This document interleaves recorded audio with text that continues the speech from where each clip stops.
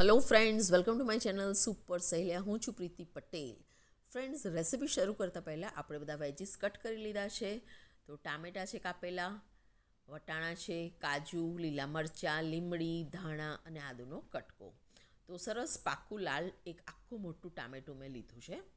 તો રેસિપી શરૂ કરીએ એટલે આપણે સૌપ્રથમ કઢાઈ લઈએ અને એમાં તેલ ઉમેરીએ અને તેલ આપણું ગરમ થાય એટલે આપણે એમાં સૌપ્રથમ ઉમેરીશું હિંગ અને હિંગને આપણે સરસ ફ્રાય કરીશું જેથી ફ્લેવર આવે। તો રઈ એડ કરીએ, રઈને સરસ ચટકવા દઈશું અને રઈ ચટકે એટલે આપણે હવે એમાં એડ કરીશું જીરું। તો ફ્રેન્ડ્સ, આ બેઝિક મસાલાથી બને એવી રેસીપી છે। લીલા મરચાં એડ કરીશું અને એને થોડા ફ્રાય કરી દઈશું। તો લાલ મરચાંનો ઉપયોગ આપણે સહેજ પણ નથી કરવાના। તો લીલા મરચાંને આપણે થોડા તળી લઈએ કે શેકી લઈએ એટલે એની તીખાટ થોડી રિલીઝ થઈ જાય તેલમાં। તો મરચાં શેકાઈ ગયા છે, લીમડી એડ કરીએ, લીમડીને પણ સરસ ફ્રાય કરી લઈએ। તો ફ્રેન્ડ્સ, અમે દેશી લીમડીનો ઉપયોગ કર્યો છે, એ મળે તો ખૂબ જ સારું। હવે કાજુના ટુકડા એડ કરીશું અને એને પણ ગોલ્ડન બ્રાઉન થાય ત્યાં સુધી આપણે ધીરા તાપે શેકીશું। તો ફ્રેન્ડ્સ, તમે જોઈ શકો છો કાજુ આપણા બ્રાઉન થઈ ગયા છે। તો હવે આપણે એમાં એડ કરીશું લીલા વટાણા અને વટાણાને પણ આપણે સરસ હલાવી અને શેકીશું અને આપણે એને ચઢવવાના છે। તો સાથે જ આપણે એડ કરી દઈએ ટામેટાં પણ, જેથી ટામેટાં અને વટાણા સરસ સાથે જ ચડી જાય।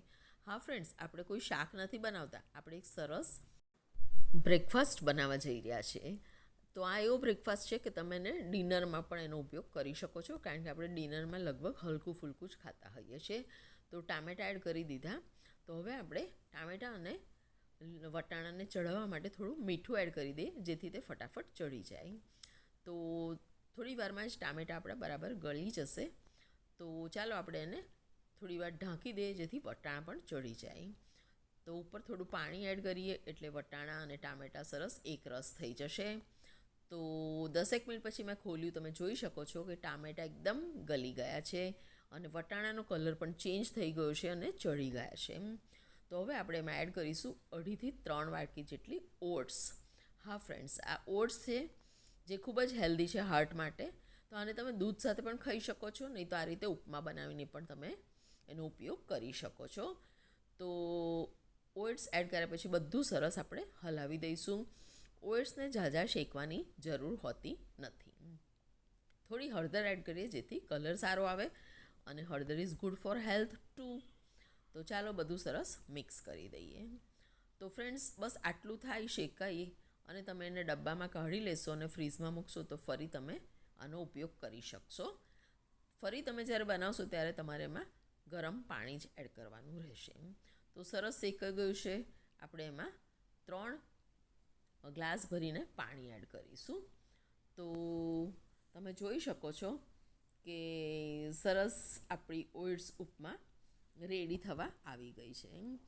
તો ફ્રેન્ડ્સ, તમે લોકો આ રીતની ઉપમા ઘરે બનાવો છો કે નહીં, કે ખાલી ઓટ્સને દૂધ સાથે જ ખાઓ છો? તો થોડું હવે આપણે આદું છીણી લઈએ। આદુના કટકા નથી નાખવાના, આ રીતે છીણીશું જ। તો ઝાઝું આદું ના નાખશો, બસ થોડું લિમિટેડ આદું નાખશો એટલે આપણી આ ઉપમા સરસ લાગશે। તો 5 મિનિટ માટે આપણે એને ઢાંકી દઈએ જેથી પાણી પણ થોડું આપણું બળી જાય અને ઉપમા પણ આપણી સરસ શેકાઈ જાય। તો ધાણાથી આપણે એને ગાર્નિશ કરીશું અને બધું સરસ હવે મિક્સ કરીશું અને ગરમ ગરમ ઉપમા સર્વ કરીશું। તો ફ્રેન્ડ્સ, ઝટપટ બની જાય તેવી આ મોર્નિંગની બ્રેકફાસ્ટની રેસિપી તમને કેવી લાગી તે કમેન્ટ બોક્સમાં લખજો। ખૂબ જ હેલ્ધી છે અને પેટ ભરાઈ જાય એવી છે। તો ઉપરથી મેં ઝીણા કાજુના ટુકડા એડ કર્યા, તો મોઢામાં આવે તો સારું લાગે અને વધેલા ધાણા પણ એડ કરી દીધા। તો ચાલો હવે ગરમ ગરમ ઉપમા આપણે સર્વ કરીએ। તો ફ્રેન્ડ્સ, તમે આને છોકરાઓના ટિફિન બોક્સમાં પણ ભરી શકો છો અને સવારે બ્રેકફાસ્ટમાં પણ આપી શકો છો અને તમે આને ડિનરમાં પણ ખાઈ શકો છો। તો ફ્રેન્ડ્સ, રેસિપી સારી લાગી હોય તો સુપર સહેલિયાને સબસ્ક્રાઈબ કરવાનું ભૂલતા નહીં। ચેનલને લાઇક કરજો અને આ વિડીયોને ખૂબ ખૂબ શેર કરજો। Thank you friends, keep watching super સહેલિયા।